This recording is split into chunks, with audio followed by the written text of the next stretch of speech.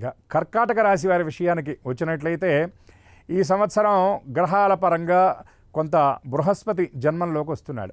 అంటే బృహస్పతి ఉచ్చలోకి వస్తున్నప్పటికీ కూడా జన్మ బృహస్పతి తాలూకు ఒత్తిడి కొంత కర్కాటక రాశి వారు ఎదుర్కొంటారు. అనవసరమైనటువంటి ఆలోచనలు, చిన్న చిన్న విషయాల్లో కూడా ఎక్కువ శ్రమ చేయవలసినటువంటి పరిస్థితి, ఆర్థిక విషయాల్లో కొంత క్రమశిక్షణ లోపించడం, కొంత కొత్త రుణాలు చేయవలసినటువంటి పరిస్థితి కూడా గోచరిస్తుంది. ఉద్యోగాల విషయంలో చికాకులు ఎక్కువగా ఉంటాయి. ఊహించినటువంటి రీతిలో కొన్ని బదిలీలు ఉంటాయి. అవి కొంత ప్రతికూలమైనటువంటి పరిస్థితులకు కూడా దారితీసేటటువంటి పరిస్థితి కనపడుతుంది. కానీ కొత్త ఆస్తులు కొనుగోలు చేసేటటువంటి పరిస్థితి ఈ సంవత్సరం కర్కాటక రాశి వారికి గోచరిస్తుంది. మహిళలకు ఈ సంవత్సరం అనుకూలమైనటువంటి ఫలితాలు, ప్రతికూలమైన ఫలితాలు రెండూ సమానంగా ఉంటాయని చెప్పవచ్చు. కుటుంబ సభ్యుల నుండి ఆదరణ లభిస్తుంది. ఉద్యోగ మహిళలు ఎవరైతే ఉన్నారో వారికి ప్రత్యేకమైనటువంటి గుర్తింపు లభిస్తుంది. ఉద్యోగాల విషయంలో మీది పైచేయిగా ఉంటుంది.